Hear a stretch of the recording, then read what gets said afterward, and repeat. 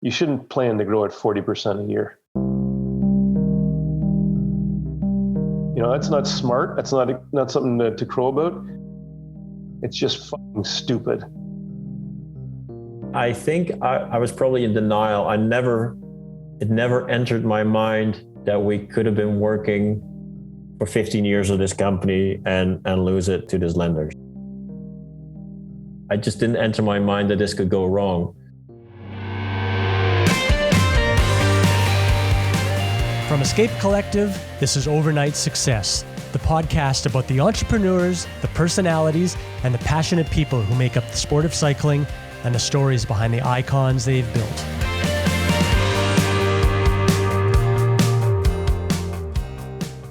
I would argue that Cervélo would be one of the most innovative bike brands in the cycling industry.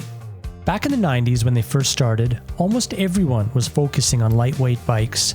Meanwhile, Cervélo were busy pioneering bicycle aerodynamics. I've asked engineers at various bike companies which brand impresses them most with regards to engineering and innovation, and overwhelmingly, I hear them say the name Cervélo. The genesis of Cervélo started in 1995 when two young engineering students named Phil White and Gerard Vroomen met in the composites lab at McGill University in Canada. Over a span of over 15 years, they went from building a crazy aerodynamic time trial bike as a university project to creating one of the most disruptive and loved brands in the cycling world. But what many people don't know is that as wildly successful as Cervélo was up until 2011, it was a pressure cooker of constant financial challenges, which ultimately led to Gerard and Phil needing to sell the business to Dutch conglomerate Pawn. 2008 to 2011 saw the perfect storm for Cervélo, with the global financial crisis, setting up a professional team that was far more successful than ever imagined, and a private lender which ultimately led to the company's turn of events. Getting Gerard and Phil on both at the same time proved too difficult, so I had to interview them separately. There's no animosity between Cervélo's two co-founders, but you'll hear about some challenging years between them, which is now all water under the bridge. Taking us right back to the beginning, here's Gerard Vroomen going back to 1994.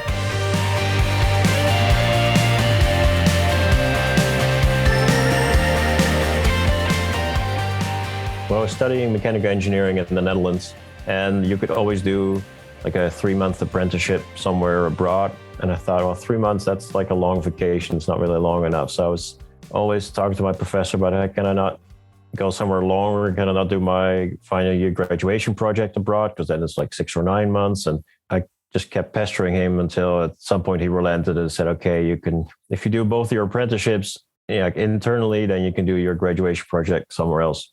And then, so he said, well, I have contacts in Karlsruhe in Germany, or in Kiruna in northern Sweden, or Tel Aviv, or Montreal. And I thought, well, I mean, Karlsruhe, that's like a couple hours from where I, grew up. So that wasn't really interesting. Then Kiruna was like north of the polar circle. I thought that sounds pretty cold.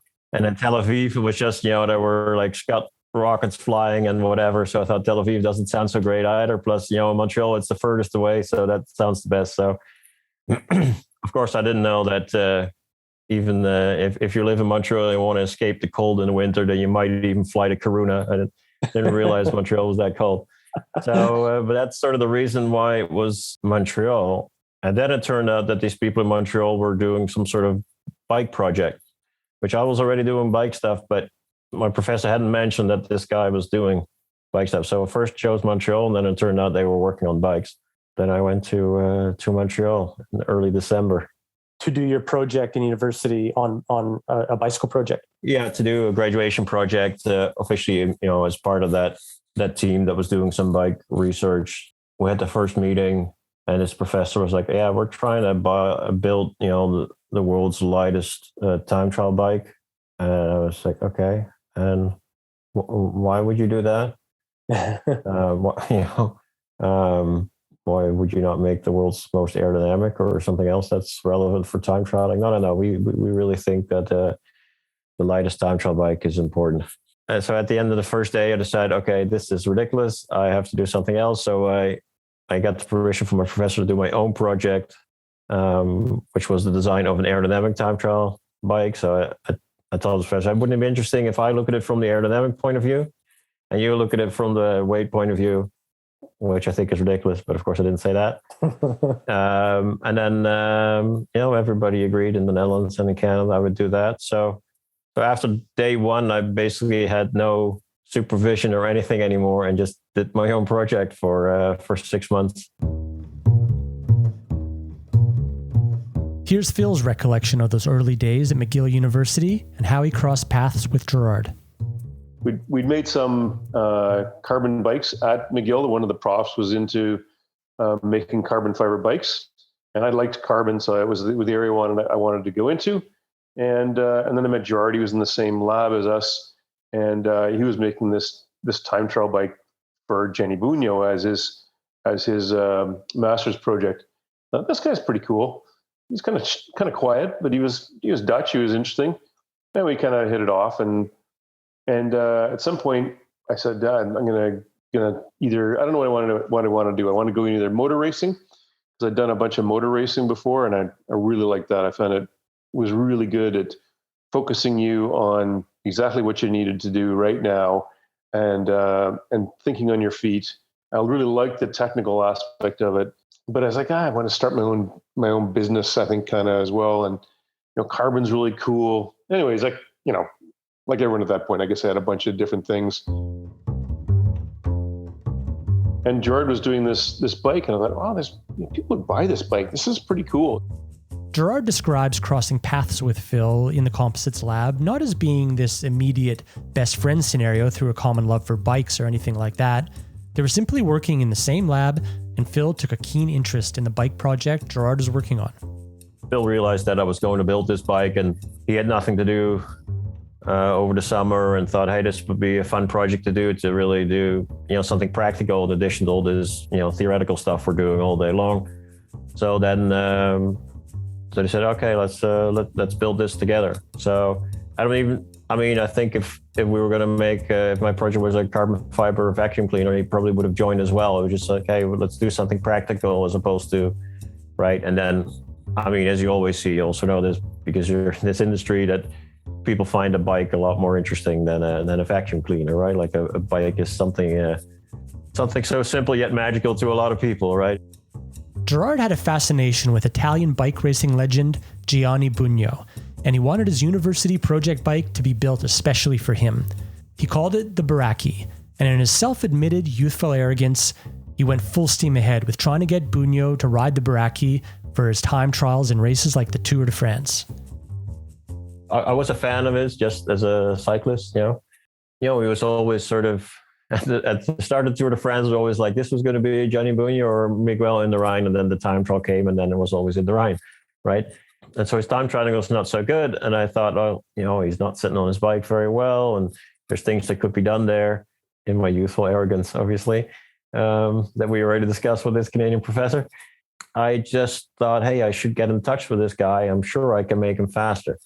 But I didn't know how to reach him.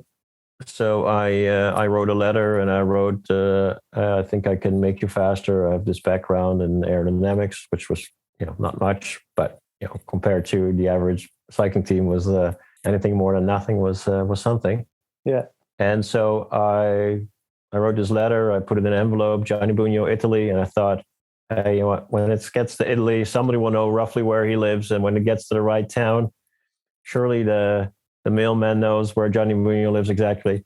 And are you serious? That was it? Yep. You did? Yeah. And I wrote, hey, if you're interested, just write me back or send me a fax. And a week later, I got a fax. No way. What did you think then? Were you blown away that this made it to him? I thought my logic was rock solid that he would get this letter. I had no idea he would then respond, but I don't think I really feared he wouldn't get the letter. No. Really? Wow. That's amazing. And what did he say? The fax said, oh, I'm interested, and let's talk. And so I faxed back, say, okay, let's do a call at 8:00. And for some reason, I'd done this call. I asked him to call at 8 p.m. At the university. And I almost forgot this call. I was having dinner with a friend, like, the call, 8:00. So I had to go back to university. So I was rushing back to university, and I ran into this room exactly 8:00, and the phone rang, and I picked up, and it was this very creaky, strange voice going, ciao, ciao, buongiorno. And so this was my friend playing a crank on me, like pretending to be Johnny Bunyo. So I told my friend, okay, I got to hang up, like the real Johnny Bunyo I call. And he kept like, no, it's me. And I thought, oh my God, it is him. And what did you guys talk about?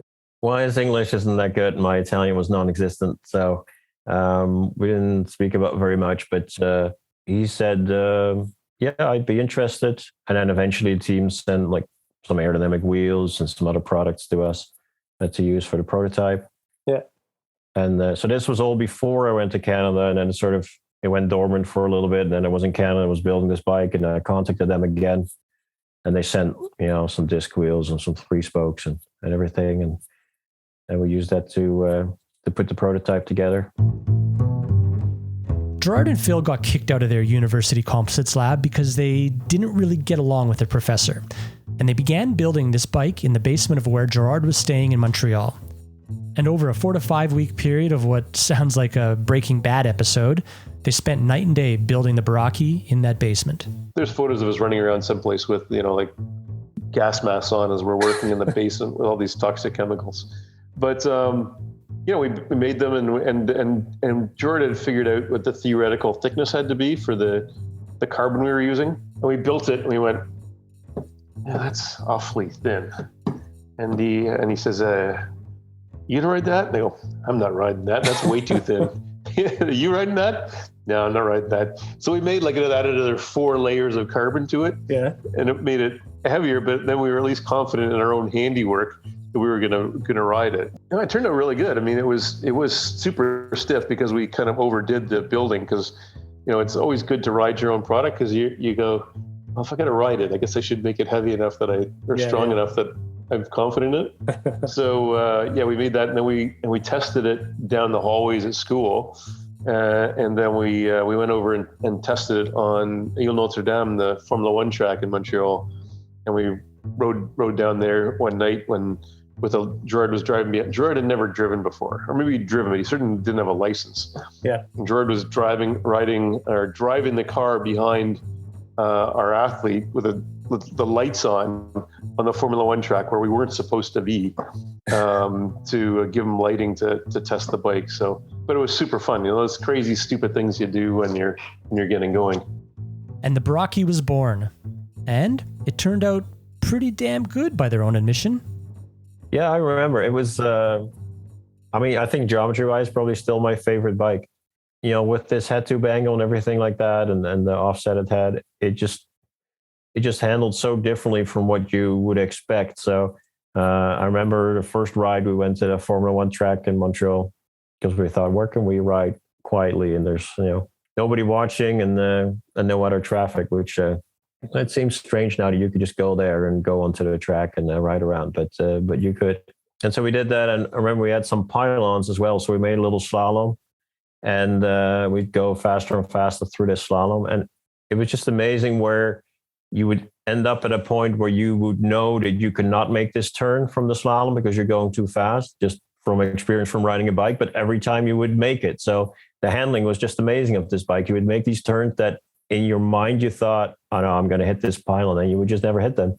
So we just stumbled upon this steering geometry that was actually, unsellable, but very good. And I'd still like to make a bike that way, although the need, of course, to make this super short front center is no longer there, especially not on a gravel bike. So I don't really have a purpose for it. But yeah, that geometry is still one of my favorites. What were the prospects for the Baraki? What were you going to do with it? What was next for that bike? Yeah, we actually took it over, and they said, yeah, this is cool. We're interested in riding it. We think it should be fast.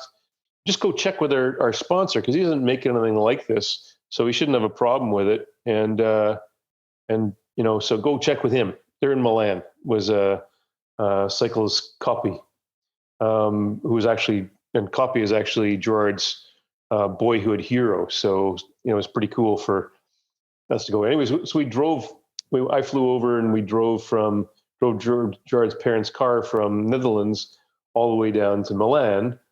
And we did a tour of Italy as well. We saw Aurea tube makers over in Verona. We stopped at Bianchi, and at the Reparto Corsa and a bunch of other stuff like that. And we went and saw a copy, and they said, I think the story's in the book. It's like this guy screaming in Italian, and his secretary walks in just like to the nines, and he's screaming into the phone. We go, maybe we should come back later. and he slams the phone down. He goes, "Come on, boys, come over here and tell me what you're talking about." I don't know why he actually bothered to meet with us. He said, guys, I'm never going to be able to this. Like, these guys ride the bikes that I sell. I don't sell this. I'm not. We said, yeah, but you make slow bikes that no one buys. So like, buy something fast. License, make this one. It's not a license. You don't understand. They team rides what I give them to ride, and I give them to ride what I sell. And you got to do this with an Italian accent, of course. So he says, "Yeah, we're not in." He says, "I'm not interested." So we had some harebrained idea that maybe we could make some money on this trip. So we asked him if we could be the importer for copy bikes. So we bought 2 copy bikes and brought them home and stuck them in our basement, where they stayed for the next 10 years, and then we never managed to sell them. Is that right? But anyway, so that was the trip to there. But we did actually meet Eddie. We did meet Eddie Merckx on the way back. I don't know if that was in the book. It's like, what was that like? I'm still shocked. Like we'd driven like all day Saturday and then all day Saturday night. We got to his place in Belgium at like, I don't know, 5 a.m. after driving all night. We're just like, haven't shaved in 2 days. Probably smelled pretty bad. We hadn't had a shower. And he'd agreed to meet us on Sunday morning at like 9 a.m. I have no idea why. And he gave us a personal tour of the factory and everything else. And because we said, we're big fans and we're making this bike. And we just called him up and asked him if he'd give us a tour and would like to meet us. I have no idea why he did. 2 wanker kids that, just idolized them. And it's like, I've always, super respected someone like that would take their time away on a Saturday or a Sunday morning to take 2 kids through his factory and waste 2 hours of this. And it's like, 2 big eyes, like, wow, look at this, super cool. And we're meeting Eddie Merckx out. Did you have an objective besides just, hey, let's call Eddie Merckx up? Was there an outcome that you wanted? Oh, I think we probably thought we could convince him to buy the bike or something stupid like that. But it's like, I think he was supportive of us. Like he said, yeah, you guys should do that. Like, go ahead. He was, would have been better if he told us we were nuts and should stop now. But no, he was super supportive, and always remembered that. It was incredible that he would spend the time with the 2 of us. So yeah, super cool. And even though Bunyo never rode the bike, it didn't break Gerard's spirit, and the 2 of them kept moving along, working together on their new bike business. In the end, of course, that was my goal, for him to ride that bike. But yeah, it was also a way to get to graduation, So at least it's not like it was all for naught. I mean, I really disliked my studies at that time. I wanted to quit many times, but I thought, I better just finish it. And so I was happy that I had found a way to finish it with something that could actually motivate me to get it done. And so you and Gerard, you guys had spoken like, hey, we should get into business together? Or were you just kind of just winging it? Hey, let's do this, let's do that. Has the conversation arose yet? No, I can't remember when it arose, but we talked about, doing a business and figuring out how to do it. We'd written a business plan. What did that look like? It was reasonably like, the thing was, a business plan is great because you can read all the things you should have in it, right? And you go, well, actually, there's stuff to be learned here. Like, it's like, I don't know the answer to that. Well, I guess I should find out. So writing a business plan, the value is not in the product. The value is in the process of actually writing it and answering all those things that, what is the gross margin that a shop expects or a retailer expects? What's the margin that a bike company should make? We didn't really understand that. So doing the business plan was really good to learn all that and answer questions about, sponsorship and just all those things. So it was good. So what was the next step here? Was there time between when you and Phil decided that, hey, let's make a bike company, or how did that come about? Well, our idea was, so we put our own money into this bike, and then we had this idea, well, hey, if we just make a couple more, we can make our money back. because it was a couple $1,000s, which was a lot of time, a lot of money if you're a student, right? So we'll just make a couple more, sell those, make our money back, and then we'll find a real job. That was sort of our idea. Okay. Of course, first step is like, well, if we want to produce this bike, that's going to be really expensive, right? Then we need to make molds and all these things. So we need to make a huge investment in order to make our couple $1,000s back. And then if you want to do it in several sizes, and I mean, it's like, you make a set of molds that cost you $100,000 or $150,000. That doesn't sound like a very good way to make $2,000 or $3,000 back, right? No. So we thought, we need to change the design. And I thought, we'll make it in aluminum. So we just started to redesign this bike in aluminum. And then we thought, if you do it in aluminum, you should do it completely differently. And so the initial goal of making a couple $1,000s back, just, it made us spend more time and more money. And really for the first couple of years, we're really chasing this break-even point where every time, we got closer, we had to do something to keep it going that got us further away from that goal again. So we just never reached this break-even point in the first little while. But of course, we did start, with one model, another model, and this will really do it. This will really do it. And so we rolled into having this bike company. And of course, it didn't take us forever. Like by 1996, we knew, okay, this really is a bike company, and this is probably, this has the potential to be successful. But it wasn't a conscious decision from day one to start a bike company. Original goal was just to make our money back from this first prototype that we'd self-funded. What was the philosophy of what you guys wanted to do? We just, it was two geeky engineers that said, well, how do you make someone faster? So the answer clearly was not weight, but aerodynamics. For triathlon and time trial, like aero trumped weight by a mile. Yeah. And so it was like, okay, there's something to be said here. How do we make people more aero? And we realized very soon that also that, the body was the big thing. So we could make a more aero frame, but we had to put people in the most aero position. So we slipped them over, and we were an early adopter of that 78-degree seat tube that became the norm in triathlon. But I mean, at that point, there was no definitive test data on that. So we took people to the National Test Center in Ottawa, and we put our two athletes on bikes in 73 and 78-degree seat tubes. And we said, okay, is there any loss in power as we go to steep seat tubes? And there was a difference in muscle recruitment, but no loss in power. And it was like, okay, no loss in power, 78 degrees, because then you don't have to crunch your hip angle, which people find very difficult to do, and they lose power. So it's like, we were always like, after we figured that out, everything was 78 or higher seat tubes. So it was like, it was just a matter of like, the data's out there, or you can go, in that case, you can go and do the tests. We just figured out what the answer was and how to make riders faster at every step of the way. And it was just a high performance optimization game long before it became trendy, I guess. I always like to ask where the name of a company came from, and as nicely as Cervélo rolls off the tongue and as natural as it feels, there's a bit of thought and meaning that was put into it. Here's Phil telling the story behind the Cervélo name. We wanted something that was kind of Italian, because this Italian pro team had given us a lot of help.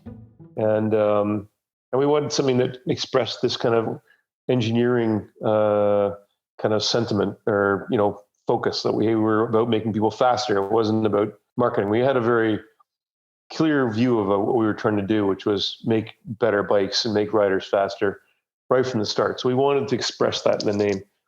And Gerard sat down with his English-Italian dictionary and his Dutch dictionary, and he came up with this Cervélo, which is a portmanteau of cerveau or cervello in Italian with two L's and no accent. And that was brain in Italian, very close to cerveau. And then velo with the accent aigu was velo in bike, and we were in Montreal, so that kind of worked. And it was like, yeah, that's a brilliant solution. So yeah, and I'd kind of like graphic design and typefaces, so I kind of came up with the logo and the typeface, and that's how we came up with it, and we ran with it. I still think it was a great name, and because, no one at this point, like now Canada is kind of on the map for like, it's not rare to consider a Canadian road bike. But back then you didn't want to be Canadian. Like we were trying to hide the fact we were Canadian. So our first little ad had Netherlands, Italy, Canada on it. So it's like we were trying to fly under the radar, so no one really knew where we were from. Yeah. But yeah, that's how we got started. Tell me about the Toronto International Bike Show in 1996. That was your first step, as I understand it, into here we are. Yeah, like we had we had two bikes. We had one that was the like a regular diamond frame that was the P2, and that Da Vinci made us that, and we picked that up. Like we rented a what do you call it, a station wagon in Montreal, and we went by the bus station on the way and picked up this frame that was barely dry and put it on top of everything, and we had a 10-foot roll of carpet shoved down the middle of us between us because we were too cheap to use the store or the show carpet. We could save probably $10 by bringing our own carpet. So it was so big that I couldn't see Gerard in the passenger seat. So I'd have, Gerard, can I move lanes? And he'd look around and go, okay, it's okay to move. So I'd move lanes because I couldn't see out. And we convinced another guys at Guru to actually weld us another frame that was like a Lotus. It had no down tube.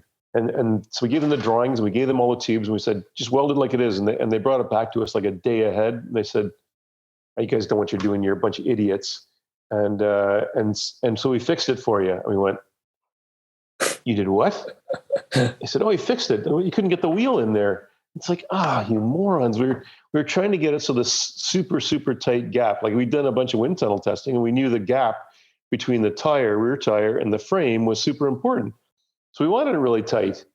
And they had this big gap. Anyways, it's like, and then they wanted to be paid. So the guy that brought it over brought his cousin, who was about 230 pounds solid muscle, must have been a linebacker with the Alouettes or something.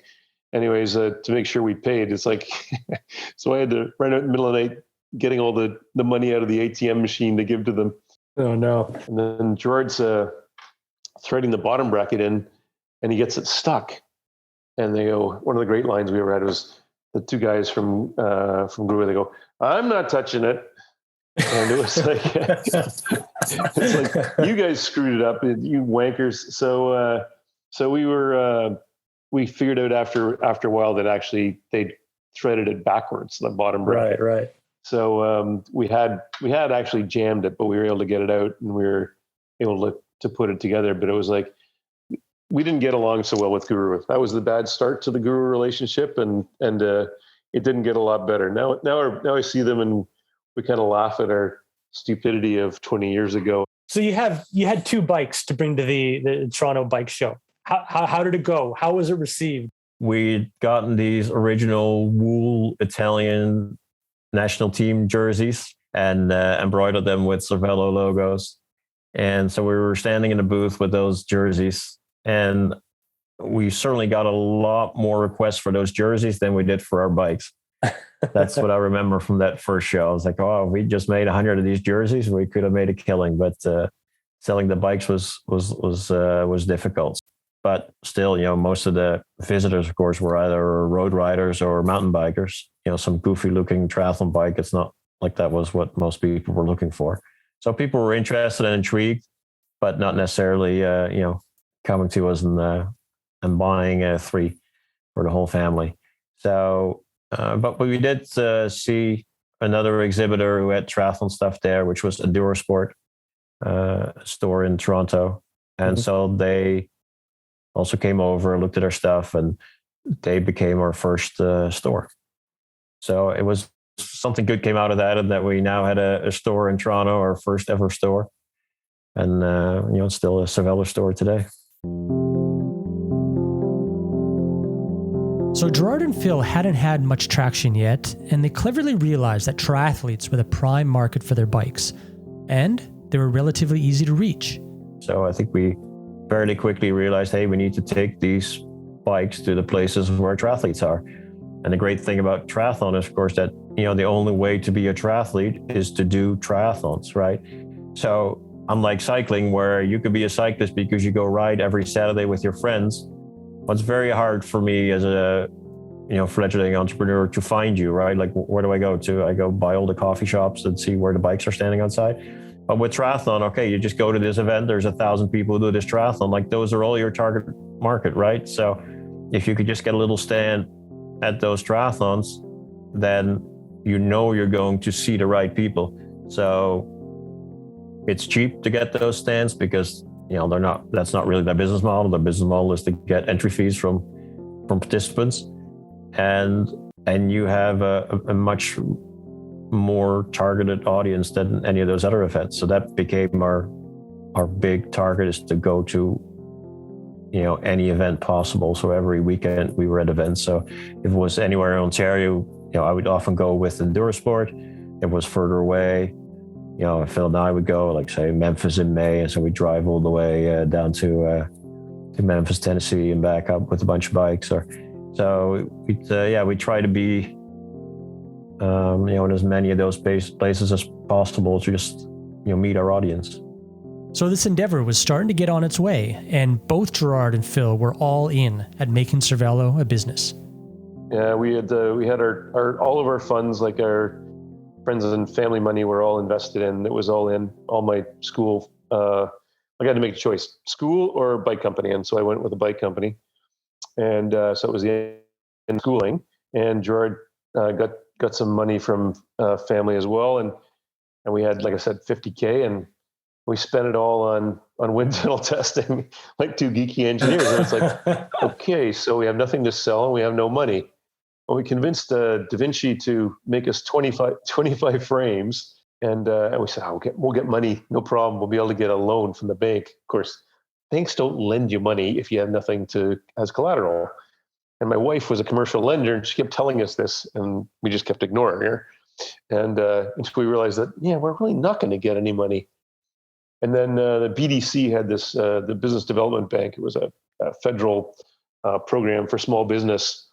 They had us put together a loan for us so we could pay for the bikes.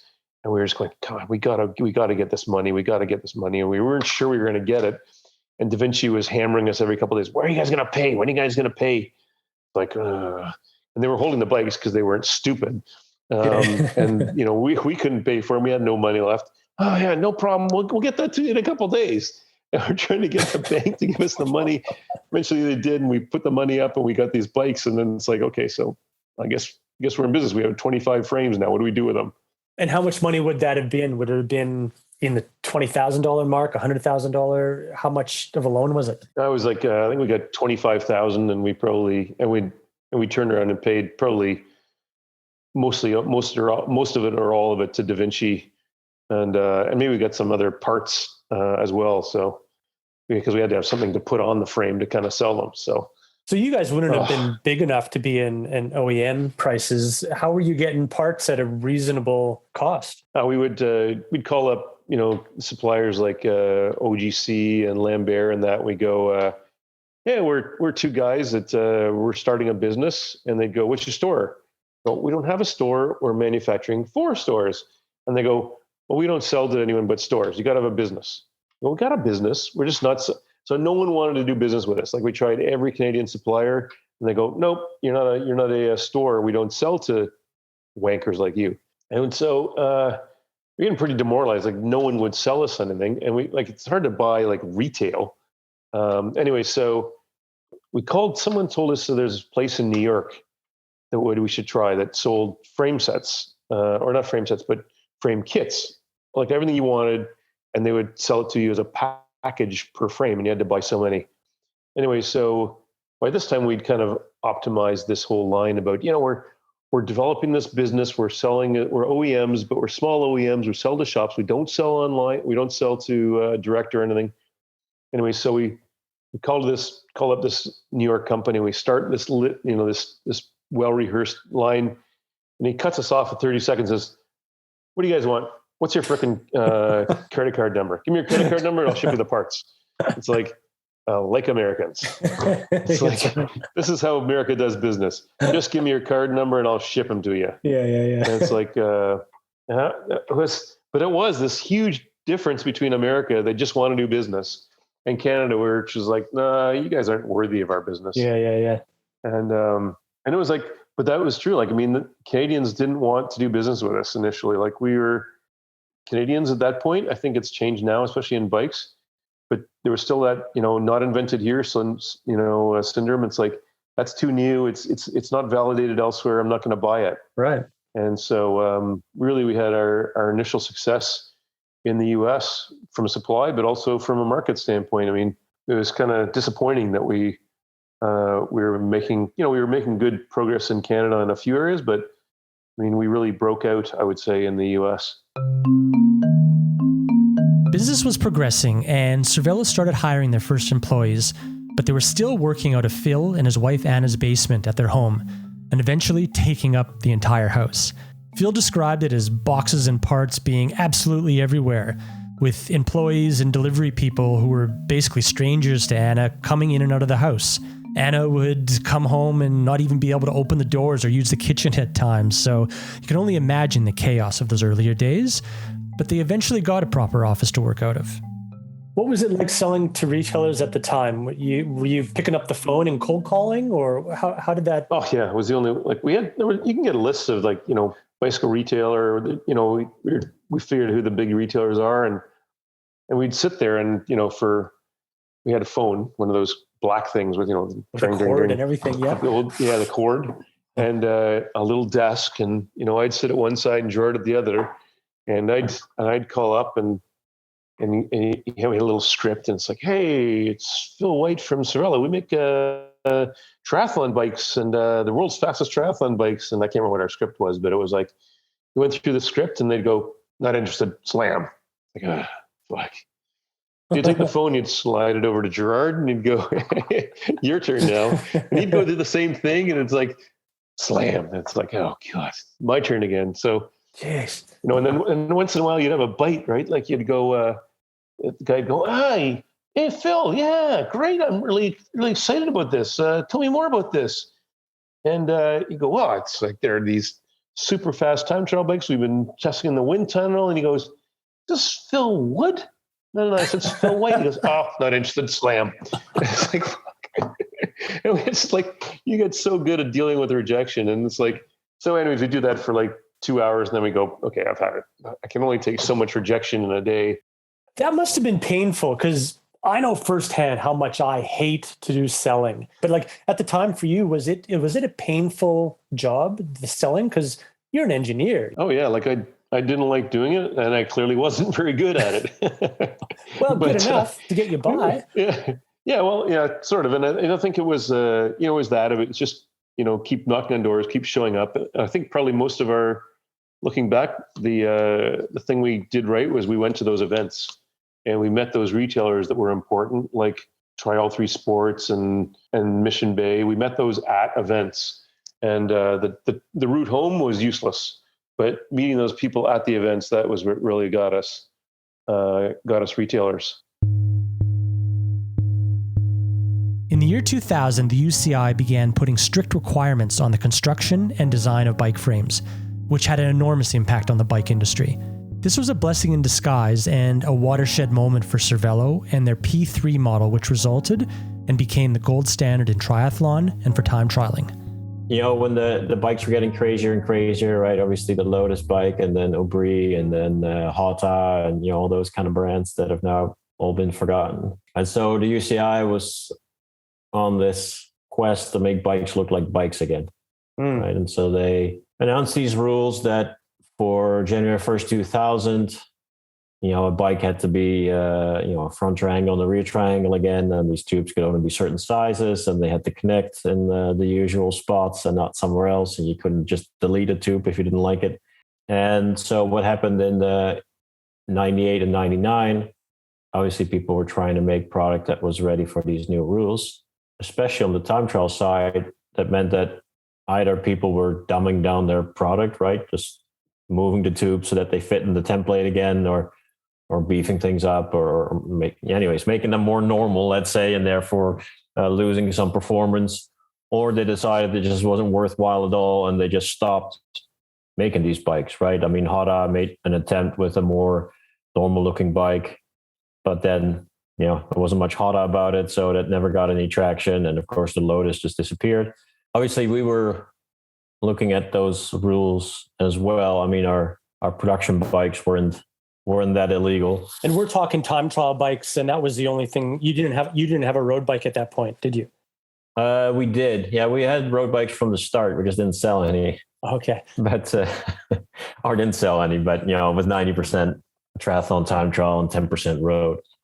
But these changes affected your time trial bikes. Yes. I mean, on triathlon, it didn't really matter. And it's funny, I think all these brands could have just continued in triathlon, but nobody really saw triathlon as that important. That all changed in the 2000s, but in the 1990s, people just weren't really focused on it. Like Honda was a lot more focused on the time trial market than on the triathlon market, even though there were more triathletes buying those bikes than time trialers. So, and I would have to say that triathletes at that point did care about having a bike that was UCI legal, even though the rules didn't apply to them. And I think just the exposure of professional cycling, of course, was a lot bigger, on TV and everything than triathlon was. So I think they were influenced by that and wanting to ride what the pros ride, even though it wasn't a different sport. But anyway, so all these bikes either were being dumbed down or disappeared altogether. And we had those rules quite early on. So we were just studying those rules and figuring out, hey, what can we do within these rules, right? How can we? And that to me was always the most fun of engineering a new product. It's okay, these are the rules. And it clearly shows what they don't want you to do, but is there any ways you can do them anyways within those rules? And so that's where the P3 was born, right? I mean, we wanted to cover as much of that C tube as possible. So we wanted to curve it, but they had these rules of that you had to stay, within these templates. So a tube could only be 80 millimeters wide. That means that if you have an aero tube, that tube almost has to be more or less straight, because otherwise you go out of that 80 millimeter box. Right. But they also had rules about that where two tubes would meet, you would have this little zone around it where you could go outside of the boxes. And so we were just playing with, okay, maybe if we can make the tubes meet in kind of strange spots, then that's the spot where we have the leeway to go outside of the box. And if that's exactly where we want to cover more rear wheel, for example, then we can sort of, go outside of the boxes just because we attach a tube there.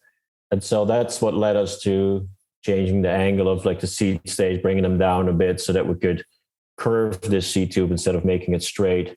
And so go outside of the 80 millimeter box, but still be within this transition zone. And so I remember the 99 Interbike show, it was really quite a boring show because people had sort of given up or dumbed down. Whereas we had been able to make a step forward with all our bikes, like the P2 became the P3.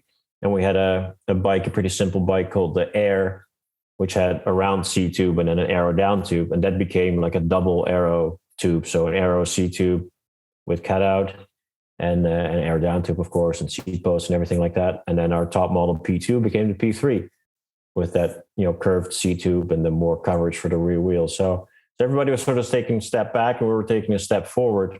And that was the year actually that Trek introduced their first triathlon bike, which was a exact copy of the Cervélo Air, which we had just discontinued at this same Interbike that they launched it at.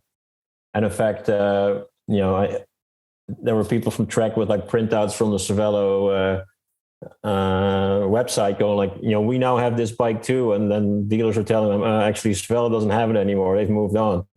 So it was, that was probably the most funny show for me.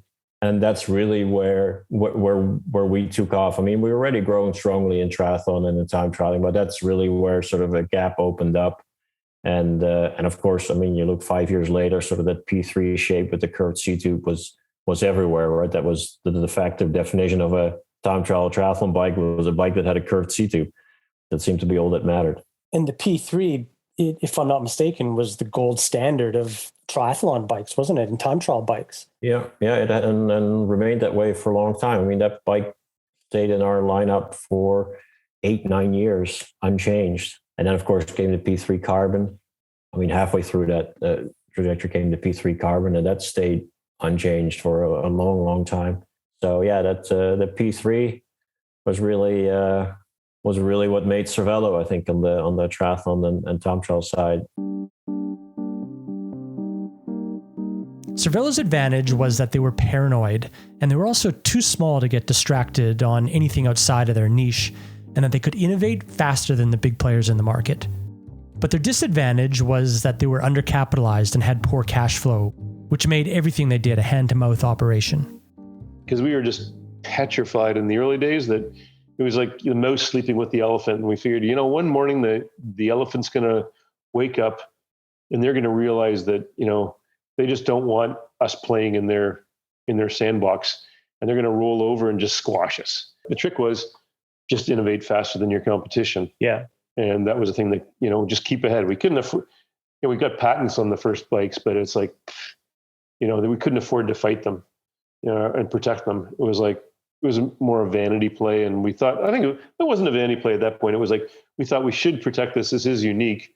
But realistically, we had no hope of defending it if it came to it, because we were always perennial underfinanced. But you were one step ahead. That was your market. Yeah, it was just run faster than everyone else. That was our innovation strategy. Just run faster, and be paranoid. Always looking over your shoulder. What's everyone else doing? We just got to keep ahead of them.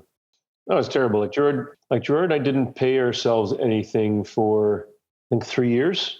I was living, like, my wife had a job full time, so she was paying for that. Gerard had a little bit of money, and and he was staying in the basement at Dan Rishworth's house, and then we started paying ourselves a little bit. I think we paid ourselves $30K a year for quite a few years, and we just plowed everything back in to finance it. So it was always a bootstrap model. People forget, first of all, when we started, it was the .com era when, the best thing to have was no concept of a business model, no idea how you're going to make money, but it was something with a .com at the end of it. And pets.com was brilliant. It's like the guy proudly said, yeah, I'm losing money on everything I sell. And it's like, no one wanted to invest in a bike company that actually made money. Like, this was, it was a physical product and it was making money. How boring is that? So, no one would give us a nickel. We couldn't get anything. So it was like, well, we're going to have to, make money and reinvest it. So we better bloody well sell stuff. That's the only way and we were always out of money, like, just always. And we just got used to being always out of money. I don't think people realize how you can make money while going broke, right? You look at your P&L, you're making money. You look at your balance sheet and your hundreds of thousands in your overdraft, or putting suppliers off or whatever. Is that the type of situation you were in at the time, or had it got to that point by 2000? Oh yeah, we were always out of money. Like, every time we would renegotiate our line of credit with the bank every year. And occasionally the banks just change. They don't want your business anymore. They have a change in strategy, and they, said they'd give us, X number of months to find a new bank. And sometimes they'd give us a hand and say, here, you should go speak to these guys because this is the direction they're going. And other companies I've been involved with, the same thing. It's like, you just outgrow your bank. They don't want that type of business. They don't want your business anymore. And a couple of times, it's like we did one time we were doing business with, we didn't realize at the time, but mezzanine financing through a bank is not a loan from a bank. It's basically the venture capital group from the bank. And the venture capital group, they're a different bunch of sharks. With the banks, with the regular bank and a loan, you're swimming with the dolphins. You move into the venture capital group, you're swimming at the white tipped and the white fin sharks. You're swimming with the deadliest of the deadly, and they're looking for a way to eat you.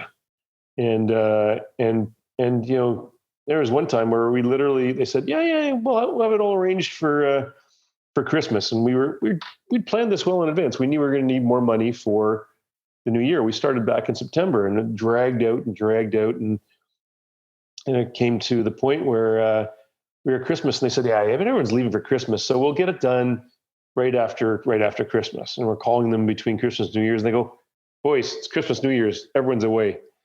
And we started in the new year, and the guy goes, got a couple of small changes. Just going to run by. And I don't have time for, just fax it over. We'll sign it and send it back. We've already no, I want to come out and visit. It's like, what a waste of time. Like, why are you coming over to visit us? It's just, we're finalizing the deal. We negotiated this deal 2 months ago. You just haven't got the paperwork done. And the guy shows up and he goes, look at this minor change. I'm like, having your valuation, and I'm changing the rules so you can't pay back any of your friends and family loan, and we go in as priority above everybody. And it's like, well, that's a minor change. that's a minor change, and so. But by then, all of our goods were literally sitting on the dock. We couldn't clear them through customs. We hadn't had the money to pay customs, and so we were flat out of cash. And in that case, we just screamed at them, like we swore at the guy in the business meeting, and it's like he just took it and left. And I guess he figured, well, we'll come back tomorrow, and when saner minds prevail. But like we couldn't. There's no way we felt that we could. It was our friends and family money that was going to be, bumped out a priority, and couldn't do that. So we convinced our friends and family and our banks and other things to throw in more money, and we threatened them with a bunch of things, and eventually everyone came back to the table.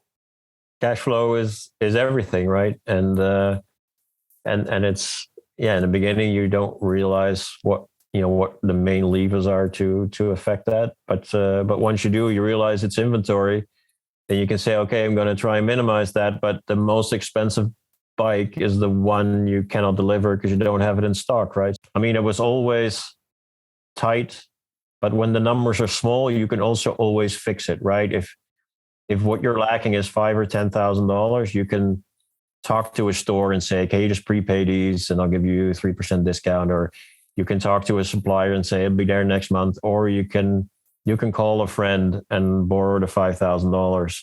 And so there's solutions to that. But once the company's grown and you're short $2 million, I remember the day before my wedding, the CFO came to me and I go, "Okay, that was like December 20th. Says January 1st, we're $2 million short." It's like, okay, I don't know who to call for that. I don't have friends like that. So I was like, well, that's nice on the day before my wedding. And then of course, so I snuck out of the house and to sit with my CFO for a couple of hours to try and. I'm just going to check for the wedding cake, whatever. Yeah. See you later. And then I went to the CFO and we went through this. And then at some point it was like, hey, but wait a second, January 1st, that's when we have a special bulge relationship with the bank. We're in the really tough months, January through April. The calculation is a little bit different and the maximum is a bit higher than this and this. So you didn't adjust that yet in your formula. Oh, yeah. Oh, okay, we're okay. All right, I'm going to go back and get married now. See you later. But, like you would constantly have these semi-heart attacks and these worries about, how these things were going.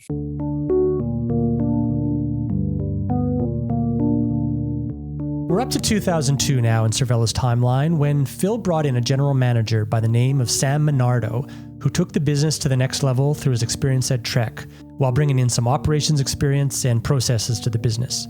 Sam is a former colleague of mine who I still keep in touch with, so I thought it would be fun to ask Sam about his 3 years at Cervélo and his experience with Gerard and Phil. We were acutely aware of the required sales covenants that we need to make, and it would literally sometimes be, hey, we've got this bill due. I need you, Sam, tomorrow to sell this much product, this much dollars, because as soon as I bank that and I generate the invoice, we could turn around 24 hours later and get that money out of the bank to pay another bill. So, Hand to mouth. the terms and turns, that sort of thing. Yeah, like it was hand to mouth for sure. And of course, then we're trying to, invest in these systems and people. We just never had enough. There was always that pressure to continue to sell. The one thing about Gerard is that he's incredibly intelligent, and he doesn't suffer fools very well, and that's something that especially for me coming from a strong sales background. We like to in sales it's you kind of baffle them with bullshit a little, and you just got to get the sale over the line, and there's a lot of truth, and sometimes you got to blur that a little bit. Gerard does not suffer that at all. He wants the hard cold facts, and that's something with Gerard that you got to know. You got to know your facts. Gerard is not just like a non-sales guy. That's not him. He's also incredible at the marketing and understanding, hey, this is what is really important. And he's the first, in all the, in the different companies in my experiences, he was that first guy that I ever kind of met where he knew that if I just build a product that rider wants, what they're looking for and the experience they want, I don't need to worry about the marketing spin and bullshit.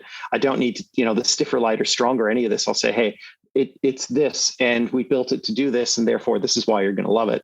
Phil is that quintessential kind of artist, right? Where he's got this absolute lack of context of time, like just doesn't seem to be able to understand, to the point where like you'd be in early and you'd have a meeting with him at 9, and he'd wander in at 11, and he'd be like, oh God, have you guys started yet? And we're like, Phil, we finished 2 hours ago. And he'd just like, oh, what time is it? And you just have no concept of time. But again, very friendly and charismatic guy. He would basically be able to, talk to any retailer, any rider, and they would just kind of light up, and Phil would light up. And he's definitely a great front man for the brand, because he was so engaging, and he really made you feel, and he did sort of listen to what you were talking about, really took it on board. And great memory. He could remember conversations he would have with riders and what they wanted about a product, and be able to kind of go back, and him and Gerard would kind of say, hey, I'm seeing this out in the market. People are asking for these things. There's beauty that came out of that partnership, a lot of beautiful things that came out of that partnership, but there's also, a lot of arguments, a lot of, very famous, yelling matches and that sort of thing screaming matches that had happened over time. Again, because it was like a family, it was just like, I don't ever like to call them mom and dad, because that's not how it was, but it was like, that was just family arguments. You kind of, it's just yelling in the house. And as you know, it's a beautiful company and a lot of beautiful product. Cervélo had cemented themselves in the triathlon and time trial market. Even though they did make road bikes, they hardly sold any. In 2002, they were about a $4 million business in turnover, so still relatively small. To make sure they didn't get pigeonholed into a triathlon brand who only had so much growth potential, they wanted to legitimize themselves in the road market, so they started out testing the waters with World Tour racing sponsorships. At the start, they had a connection with Tyler Hamilton, who rode with Team CSC at the time, and they sent out a P3 bike for him to try, and this set off a cascade of events that led the Cervélo business to an entirely different direction.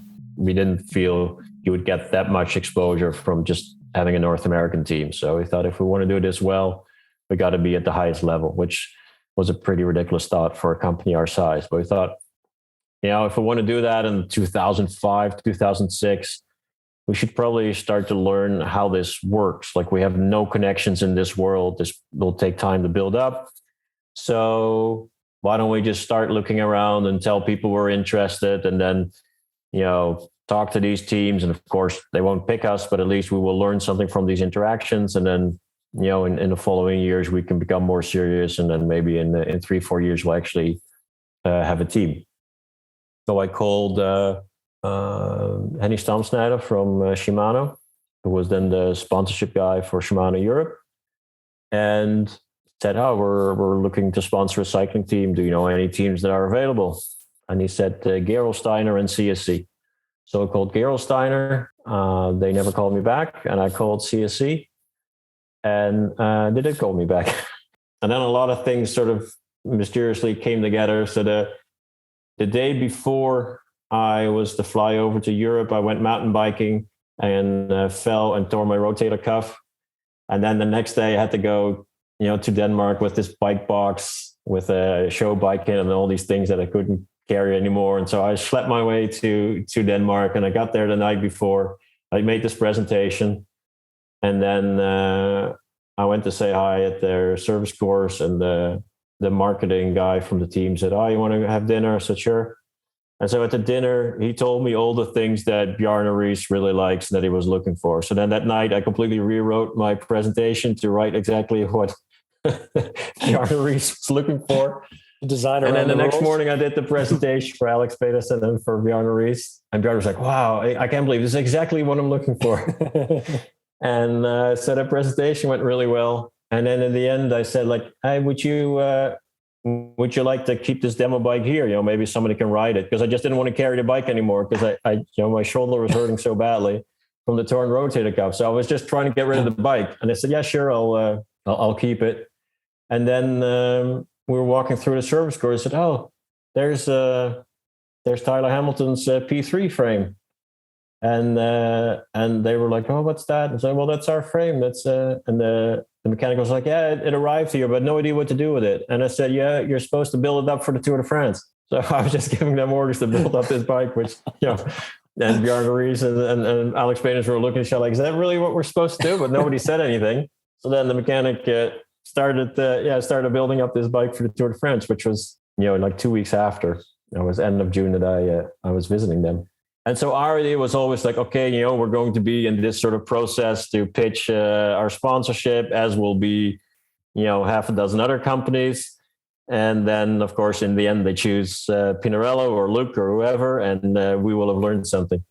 And so we went through this process, and Bjarne Riis wrote this bike that I'd left behind once. And he said, "Oh, yeah, I think it's actually," I was surprised. "I think it's pretty good, but I have to ride it more to know for sure." Because we always thought, we know we make good bikes, theoretically, but in the end, there must be this magical touch that, we don't have, and you only get with many, many years of experience. So we always thought if Bjarne Riis rides his bike long enough, he'll sort of like, yeah, in the end, it's not good enough. But he rode it once, and then he said, "Yeah, it's good." And then he had an accident at home and fell off the ladder and couldn't ride it again. So I thought, oh, that's good. He can't ride it again. So he can't figure out that there's something in the end, not quite right or whatever. Yeah, this whole back and forth started, and, how many bikes they would need. And so all these things that were useful for us to learn. And in the meantime, the Tour de France started. And on this morning that the Tour de France started, the morning of the prologue, Tyler Hamilton got that P3 for the first time, and he rode out 2 kilometers on the course with Jalabert on his normal look. And then Tyler said, like, "Oh, yeah, it's nice, but I don't think I'm going to take the risk. Like, I just don't have enough kilometers on it." And then Laurent Jalabert said, "Shall we switch bikes as we ride back?" So they switched bikes, and they rode the 2 kilometers back. And Jalabert said, "I'll ride this bike this afternoon." No way. So here was this P3 with Luke stickers ridden by, of course, their number one athlete, right? I mean, Luke was at that team because they had, Laurent Jalabert on that team, right? Not because they were so interested in Denmark. Yeah. And so we rode that bike. He came second to Lance in the prologue. So, Yeah. I mean, maybe eventually he now is the winner. I'm not really sure how that works. But eventually he then retroactively won this prologue on the P3. If you Google Laurent Jalabert 2002 Tour de France prologue, you can see that Cervélo P3 that he was riding with look stickers covering up any sign of Cervélo, but those who knew. Oh, everyone noticed because it's the P3 that was the neat thing about the P3 is it had that kinked seat tube. It was very, very distinct. Yeah. And so Fuel started talking about it, and then Luke says, "Oh, yeah, it's a prototype. We're looking at it for next year." And then the Tri guys started chiming in. "That's not a look. That's a P3 Cervélo." And it's like, we were kind of, "I know nothing." And keep your mouth shut. It's like, and the word got out, and Luke was furious. But and then they're going, "Get him off that bike!" But Jalabert is going like so fast, and Riis going, "Hey man, like he's fast as he's never been. He's not coming off that bike." Jalabert's fighting to stay on it, and so it was just tremendous publicity for us. And then that convinced Riis, I think, that maybe there's something to this. Maybe these guys can do like TT bikes, And then Gerard did a really good job of convincing him, wow, we're also working on this super light carbon bike. Because he said, I need a climbing bike. And we said, maybe we can just do your special teams bikes, like your super light climbing bikes and your TT bikes. And Reese said, yeah, I can probably work that with Look. And then I have to give it to Gerard. He just kept working on them. It's like, well, maybe there's something, we can do with the rest of the bikes as well. And we just convinced Reese to go with like the whole kit and caboodle. But Reese was a great guy because he had thought the same way as us. He wanted to pick his equipment, everything that he thought was the fastest equipment for his guys. So he went and he picked, this crank and this chain ring and this frame and these handlebars and those aero bars and those wheels and those tires. And he handpicked everything. And, he was confident that he had the fastest equipment for his riders. And that's how he got on it. It was, it was an ideal guy. So then I remember going with this contract and walking into Phil's office and going, okay, now we got a bit of a problem. Remember, I was pretending to be interested in sponsoring CSC. So now there's two options. Either would tell Bjarne Reese that it was all a joke, that we were just trying to get information, which probably means we will never be allowed to sponsor any pro cycling team because all these people know each other. Or we go and sign this contract 3 years before we actually think we're ready and, see where it leads. What did Phil say?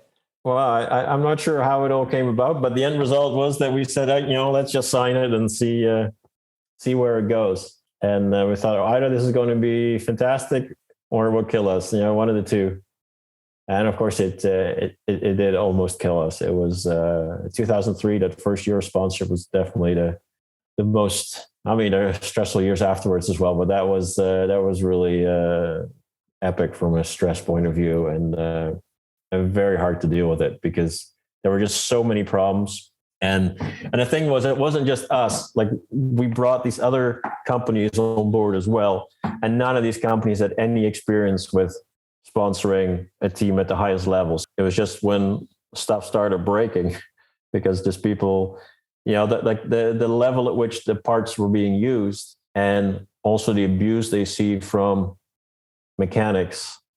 That was the real issue. The funny thing about mechanics from pro cycling teams, like, people often think like that's the highest level you can be, but in some cases or many cases, depending on how you want to look at it, a pro team mechanic isn't actually that good. They're very limited. They see the same stuff every day, right?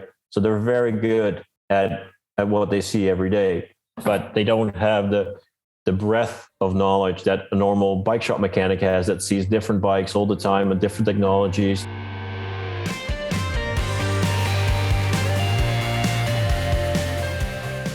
This podcast is fully funded by our members at Escape Collective.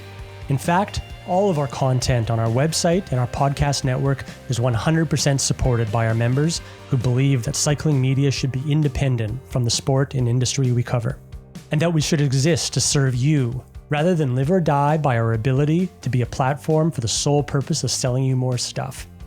If you enjoy this podcast or any of our other work and believe in our mission of independence, please go to escapecollective.com/join and become a member today. Thank you for your support.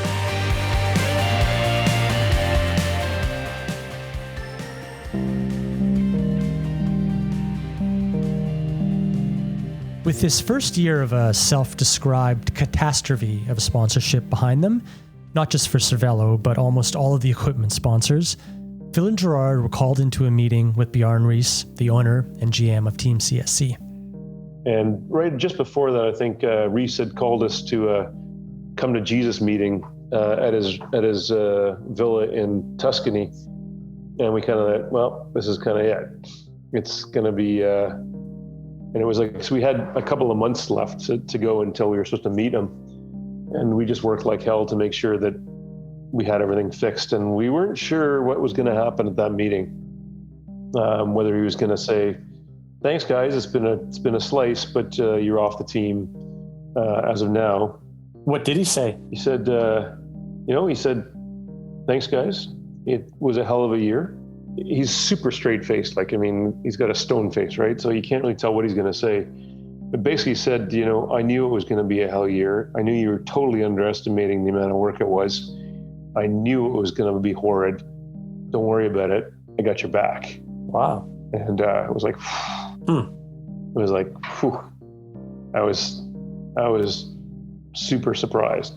Cervelo's Team CSC sponsorship carried on until 2008, and they had terrific success from both a sporting perspective and their commercial objectives as well. Gerard was now living in Europe, running operations there and liaising with the team. Business was still growing enormously, and the sponsorship legitimized Cervélo in the road market, just as they had wanted. But, as all things do, it came to an end, which spawned an entirely new journey for the Cervélo test team. They had gotten a huge offer from Specialized, and so they wanted us to match this offer because they wanted to stay with Cervélo, but they said, like, hey, we need the money. So if you can match this offer, remember, it was $3.5 million. I said, like, yeah, we're just not going to do that. So, and we don't feel we should. And so we decided, hey, we need to do something else, right? We need to stop with the sponsorship of this team. And so we had three options. The first was we go find another team. The second was we do our own team. And the third was we do no team. Ironically, doing our own team, I'm not sure what Phil's recollection is, but doing our own team was really nobody's favorite solution. So Phil's preference was either to sponsor another team. That's just easy, right? And or do our own team, but definitely not to do no team at all, because you don't know what you risk, right? Like, what if half of your sales are based on the fact that you're in this pro cycling peloton and you lose all that? So he didn't want to run that risk. So his first choice was sponsor another team, and the second choice was to do our own team. My first choice was to do nothing. I thought the brand is strong. We can spend not the $3.5 million, but some money into doing other types of promotion, and we go a little bit away from this pro scene, and we just say, hey, we make bikes for actual people who buy them instead of for the pros who get them for free. Yeah. And then my second choice was to do our own team. So just because I really didn't want to do another team and Phil really didn't want to do no team, the result was that the second choice from both of us became the de facto decision, which was to do our own team. And so that's what we decided. The decision was made, and now it was just a matter of convincing riders to come aboard. But easier said than done. They had to find some big names to start their team and get the ball rolling. So we decided this before the Tour de France, and then but we were still with CSC. So I went to the Tour de France, went to the Tour start, and was sort of on the sly, like talking to Fabian Cancellara and Jens Vogt, and say, hey, we're probably going to leave because this is not going well. And because now we were sort of on this other thing. Now, when 6 years earlier we were talking to CSC because we had some interest and had no idea how to go about it. Now I started talking to these riders because we never talked to a rider and try to sign them. Not that we necessarily were going to sign these riders, but we just had no idea how it works. So, like, how do you know what a rider wants? Well, the only riders I know are the ones who ride for CSC, right? So the people I had a pretty good relationship with, like Fabian and Jens, I just started talking to them about, so I think we're going to start our own team, and not sure how to do that. And then it was quite helpful, and also Stuart O'Grady we're talking to as well. And so, you learned a lot from that, right? I mean, I remember Fabian Cancellara saying, oh, but that's not so easy. You can't just go, like a rider like me, like you can't just go and say, hey, you want to ride for my team? And this is, you match the salary or something. It takes much more than that, right? Like I have a group of people that I work with that also need to be able to come along. And so he was explaining to me how this, like, if you wanted the rider of his level, that, you need to get your little guy for this, and your little chain loop guy, and your mechanic, and you're like, they all, right. So it was quite educational. And then I remember Jens saying, like, Gerard, you know how many kids I have, like a rider like me, just to go to a new team, there's not a big chance of that, right? I mean, I got to feed those kids.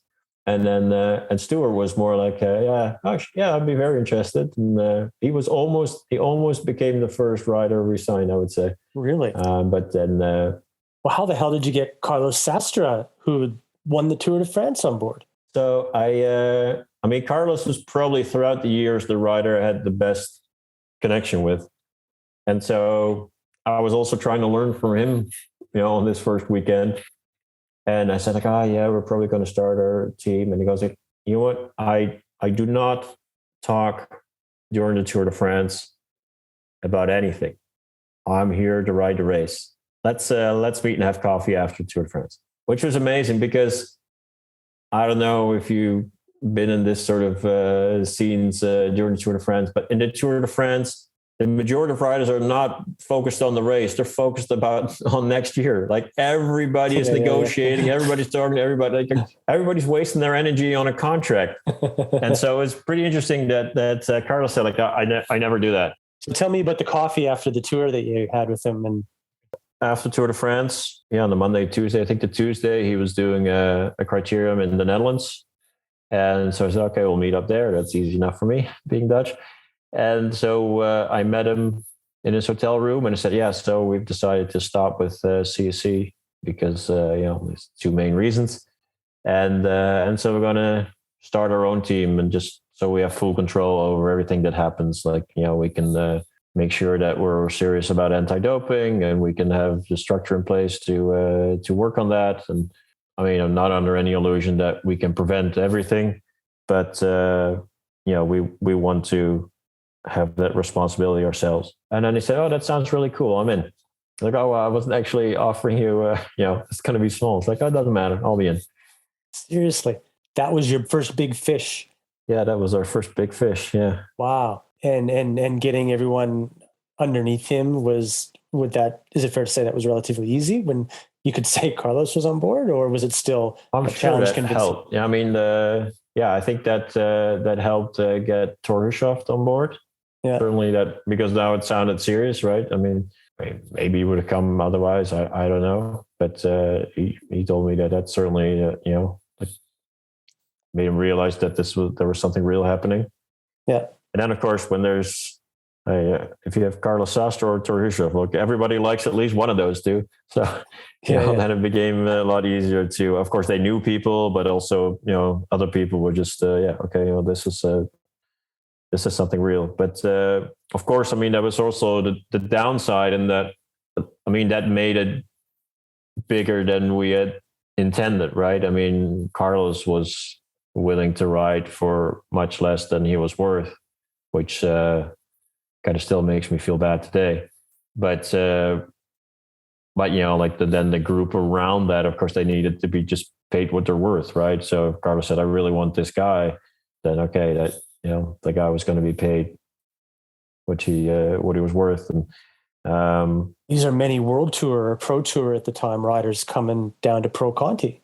Yeah, I mean, it was just a World Tour team without the World Tour license, which was to piss off the UCI more than anything else. It was the main reason for us behind it. And but with these riders, you could get starts in these big races at the same time, right? Well, that was the thing, right? I mean, people always focus on this World Tour license, and you just don't need it, right? I mean, as we showed, you just need to have a roster that is interesting enough for people to invite you, just like you see now with Van der Poel, right? I mean, he doesn't have to ride in a World Tour team. He just they want him, and now, of course, that also starts to spread. They just want the team, even if maybe sometimes he doesn't show up. So it's sort of the same way, and so we didn't like the World Tour concept because you had to do all of those races, even the ones that were just really useless. So we thought, like, if you don't do that, you have total freedom to choose which race you want to go to and not. And so, but of course, we launched this team 3 weeks before Lehman Brothers went bankrupt, and it just the sponsor search, of course, became a total disaster. Like, you call these companies going, why don't you just call back in 6 months, and if the phone still works, then maybe we can talk. So 2008, the GFC hit, and you had just launched a team way over budget, huge ambitions. Were you thinking, God, this was a mistake, and you're already pregnant with this, or what was going through your mind at the time? Well, I mean, the thing is, I think if you just look at the budget of the team, like we could cover that with how profitable Cervélo was, plus the partners we had from the bike industry. But of course, the team wasn't the only thing that was going on, right? I mean, because of the financial crisis, our growth for 2009 wasn't really what we anticipated. But of course, we did have product coming in, for the first months that was just, at an elevated level. So, our stock started to increase. And then, as we talked about before, like growth or inventory is expensive. And then inventory for growth, you don't realize, even more expensive because it sits in your warehouse longer before it finally moves. Yeah. And, at the same time, we were also working on this Project California, right, where we were making, like a super light frame in California. And, to develop that cost a couple million before the first frame came out. So those were all expenses that cost money before they ever returned anything, right? And even then it was a really a fun project, but not really a big money maker when the upfront costs were that high. And we were trying to support this company in Canada that that had this idea for a revolutionary wheelchair, and so we supported that. And they had good ideas. They had no money, and we were going to put in 600,000. And then I didn't hear much about it since then. But then, like 2 years later, it turned out a total of like almost 2 million had gone in. So there were other things. So none of those things would have killed us. Not the team, not the financial crisis, not the wheelchair, not Project California, but all those things together meant that it was getting very, very, very tight. So it became a very difficult. And of course, the team was so difficult to run and took us so much time that again, a little bit like in 2003, we just took our eye off the ball in other areas, right? So you can see that product development 2009, 2010 really slowed down. And of course, we had engineers, and they were, the best in the industry. But the initial ideas still, like the conceptual designs and where the market was going and how we're going to anticipate, that direction, that still came to a large degree from Phil and myself. So when we were occupied elsewhere, it just didn't happen. Yeah, it was the stress of the cash stresses from the team, and that was starting to play onto it for sure. And then Jordan and I just being so far apart, it was hard, as we said, to kind of work as a team. And when we were close, it was like, if someone had a bad day or whatever, you missed a day. It didn't really matter if you didn't talk to someone for a day or two, but you could pick it up the next day. But it's hard to do that just like going by someone's office. Oh yeah, just drop in and mention something. I don't think either of us realized how much we enjoyed bouncing ideas off the other person and relying on them to fill things in and to help. And trying to manage things at a distance was really hard. Yeah. Like Gerard was managing a lot of the marketing stuff from Europe, and it was still in America. What was the eventual decision process like to discontinue the team in 2011 or into 2010?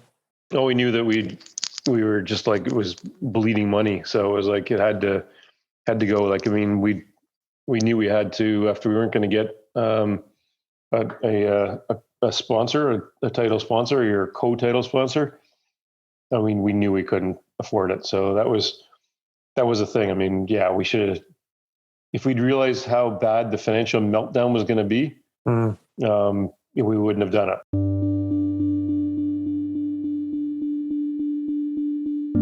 With Gerard still living in Europe, there was now a distance growing between himself and Phil. Meanwhile, in the business, a lot of things were not going as planned. Yeah, I think that was pretty difficult. Was it? Because of course like everybody is running into these problems, right? And you just always feel that maybe the other side just doesn't realize how bad it is here. And in the end, maybe they do, but it's bad over there too, right? And so everybody's doing the best, but it's communication definitely is is difficult. And I mean, I think when you ask people who worked at Cervélo the first 10 years, like Phil and I would have legendary shouting matches about things we disagreed with, right? But the thing was, those shouting matches were always task-based. They were never person-based, right? So we could, we could be upset about such a conflict and not talk to each other for a day, but despite that, it was never personal. Yeah. Right. So sometimes people would go like, "Oh, holy cow, this is going wrong." But like for us, it meant nothing, right? Other than in this thing that we really believed the head tube should have this shape and not that shape.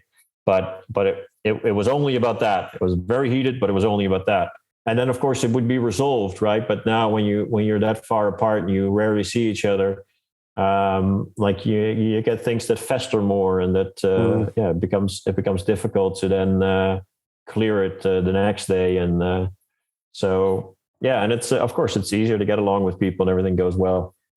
But there's certainly I never really looked at it that way, but there's certainly a difference in how the 2003 the start of CSC and 2009 the start of Cervélo test team, how we were able to do that. And it's not, when we got together we were still very effective and in working together. But it's the periods in between there were tough. And I think just we had never experienced our sales not growing, other than that little dip in 2003, which was then immediately overcome in 2004. Like we thought it was normal that a company would grow 50 to 100% per year. Like we'd never experienced anything else, right? So when the financial crisis hit, and we didn't shrink. We just sort of, leveled out a bit, whereas many other companies actually shrunk in those years.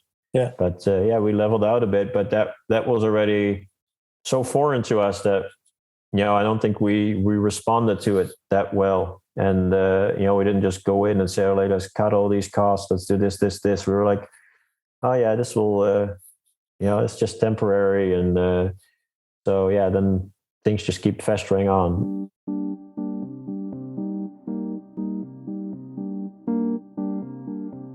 They made the decision to shut down the Cervélo test team at the end of 2010, but still had a responsibility to dozens of riders and staff.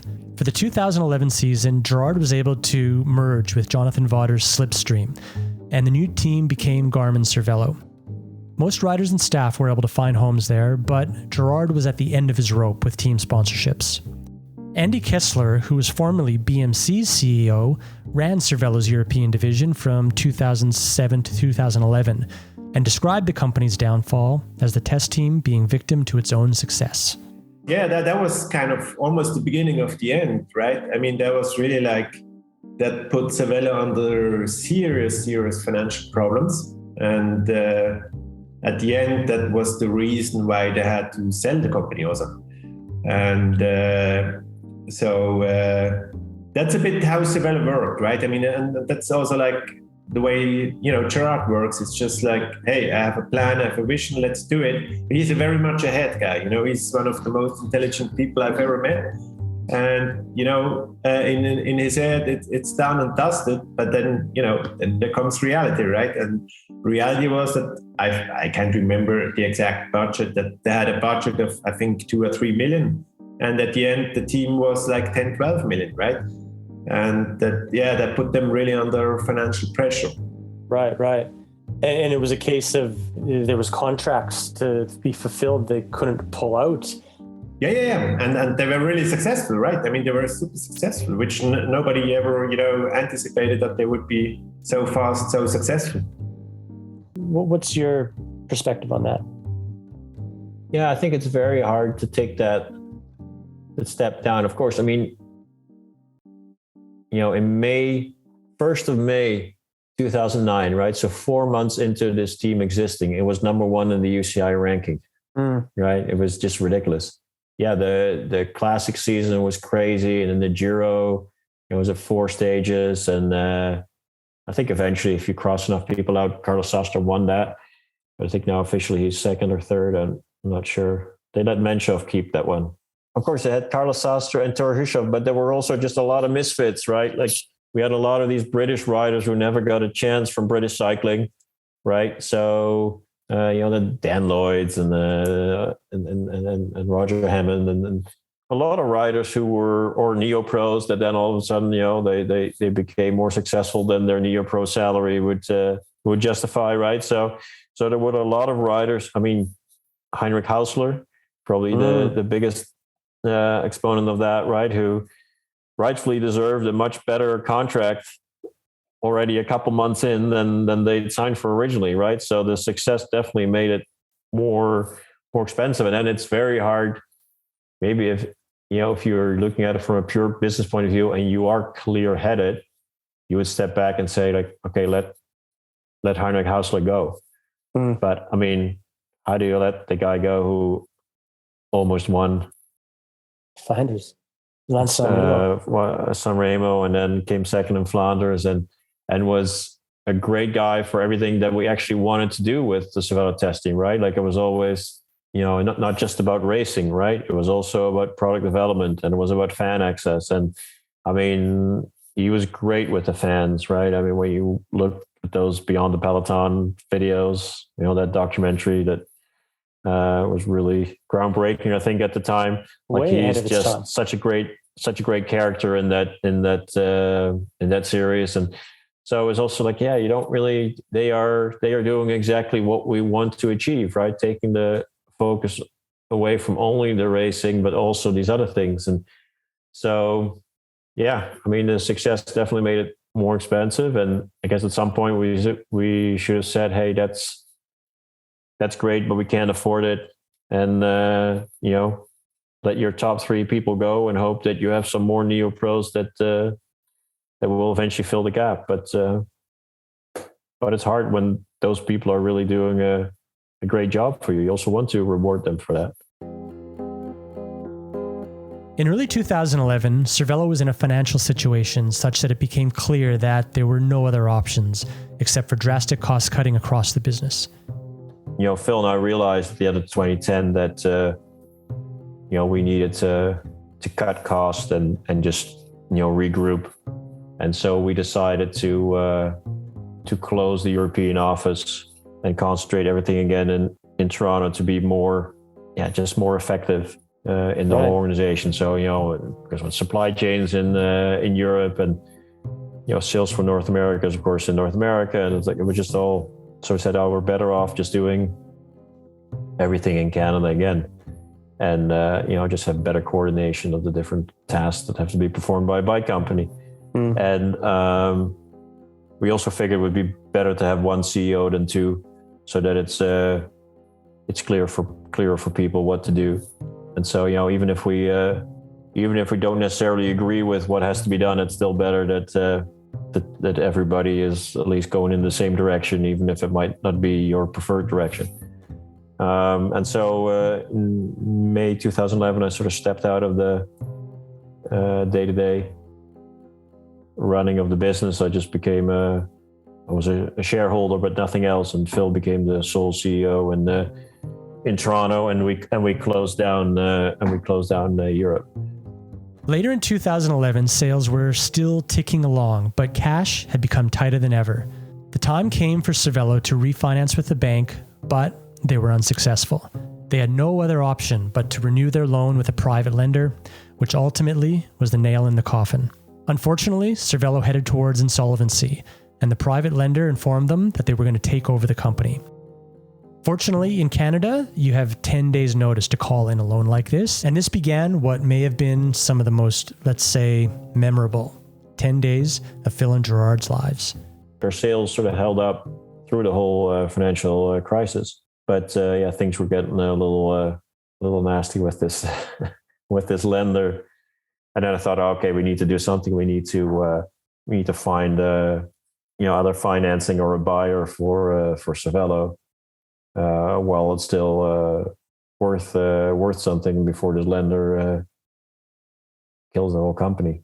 So then I got back involved, and I found the person who I thought could help us with this and with the sale. And then so this guy basically, he told us, well, this is the information you need to gather to sell the company, and this is this is the approach, this is what we're going to do. And he helped us with the negotiations. And basically, we found the buyer in 10 days. Cervelo's distressed sale ended up going to Dutch holding company Pawn. They were a good suitor because they had already owned some bike brands, and I think time has shown that Pawn has ultimately been very good for Cervélo.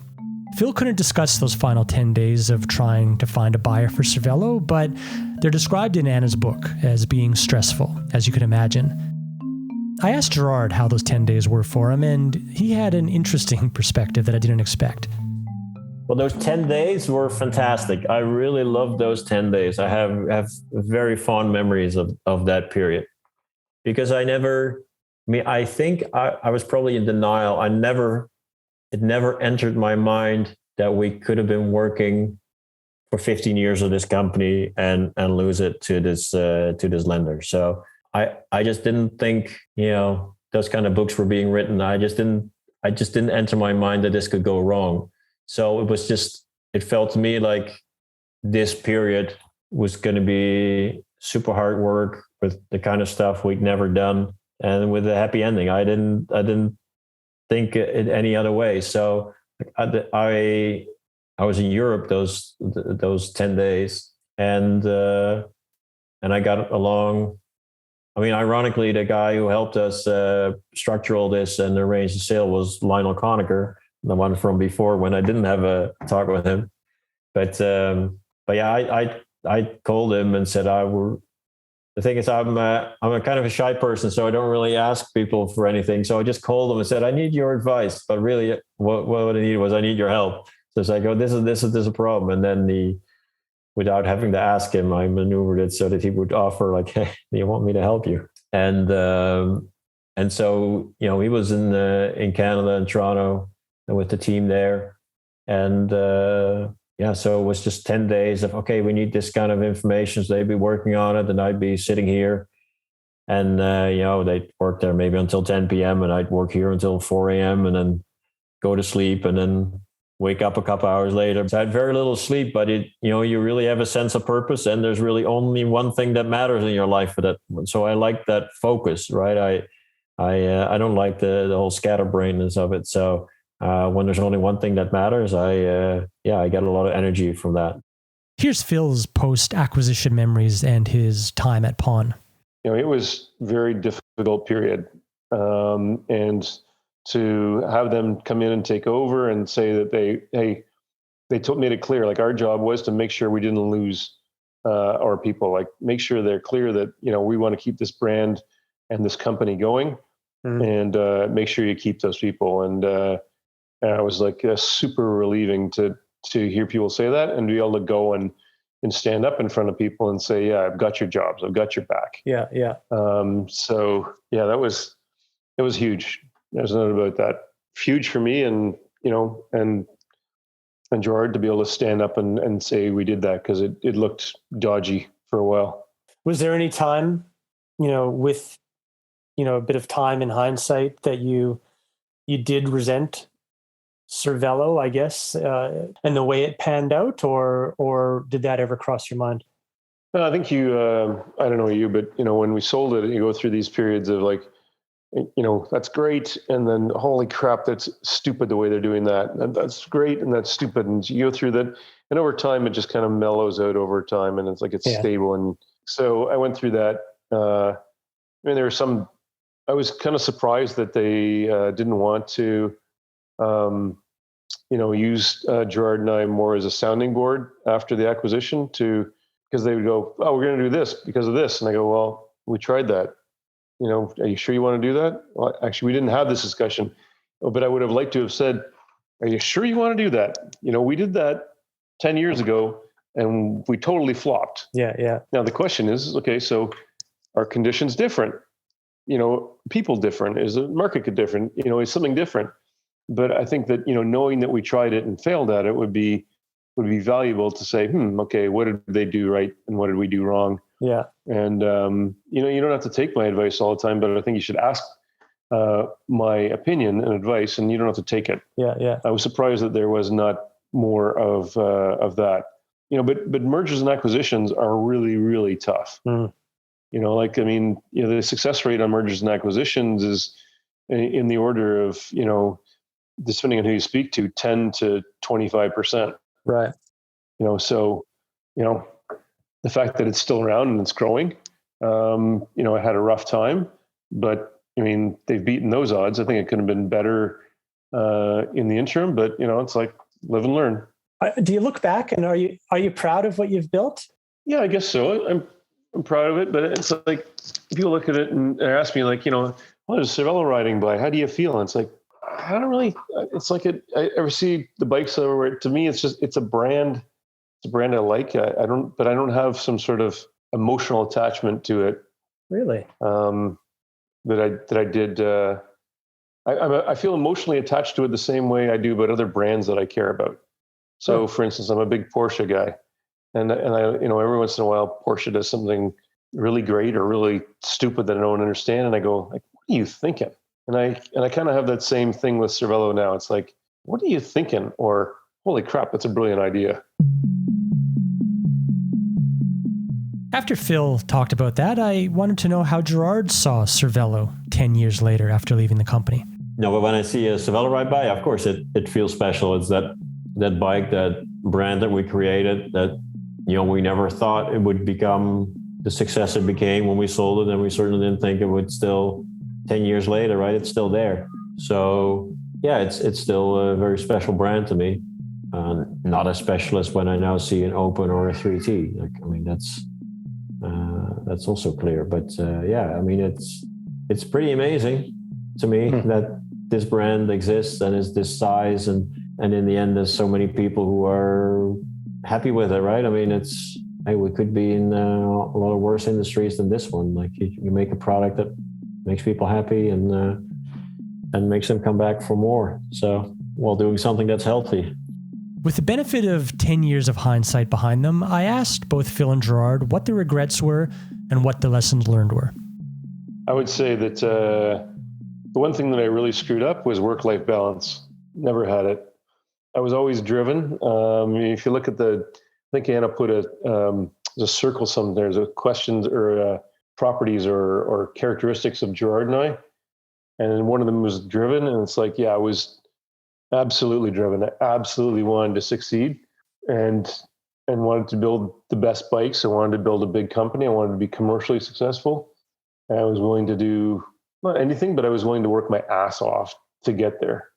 I had some really great times, but man, I think I drove my health pretty much to the edge, and I missed a lot. I mean, if you had kids, it would have been I think I would have considered myself a failure because I wasn't at home enough for my wife, and I know how it would have been an absolute failure if we'd had kids, or I would have been a failure. Like I just wouldn't have been around enough to be to do any decent job. So. But even then, I should have had better work-life balance. Like, why do you need to grow by? I mean, on average, I think the last years before 2008, I think our average annual growth rate was like 42 or 43% or something like that. It's like that's insanity. That's just really fucking stupid. That's not smart. That's not something to crow about. It's just fucking stupid. You shouldn't plan to grow at 40% a year. It's too hard to manage. But at the same time, when you're in the middle of it, do you like you gotta make hay while sun's shining? You don't know what the next year is going to be. It might be negative. Like, is it stupid or is it only in hindsight? Or would you do that? It's stupid unless if you're really well financed, if you've got the money behind you to do it, because things are going to go wrong.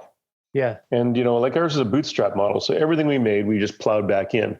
Yeah. Which is great, but that means, you've got to be constantly making money and you can't trip because, there's not a lot of net below you. So yeah, if you've got boatloads of cash, like, if you're Amazon or you're Zwift, I mean, they could trip, they could fall flat in their face and it wouldn't make any difference at all because they've got so much money behind them. But if you don't, then don't plan on that growth rate. Or maybe the corollary is if you want to plan on 40 and 50 or whatever, doubling your numbers type growth rates, then set out right from the start to make sure you're financed to be able to do that.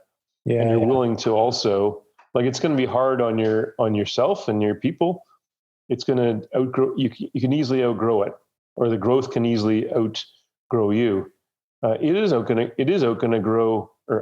going to outgrow some of your people. You are going to have to let people go because they can't grow at the same rate and adapt to the new reality. And so, I mean, is that okay? Well, so you're going to better get used to the fact that you're going to be letting people go that just can't grow with you.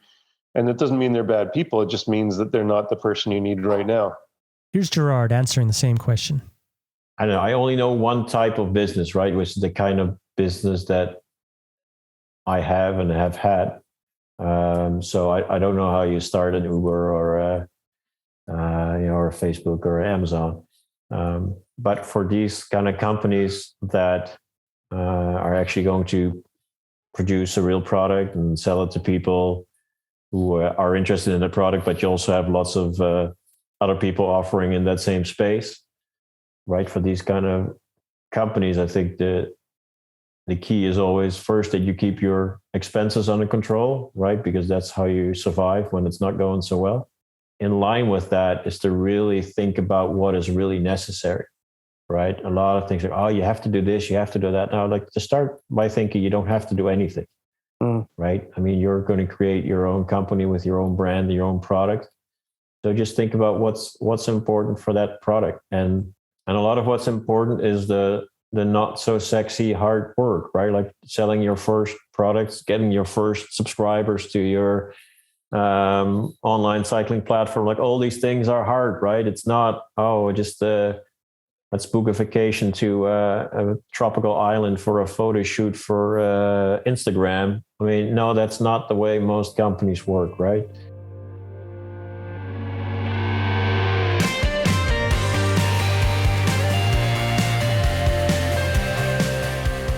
I'm Wade Wallace, and thanks for listening to another episode of Overnight Success.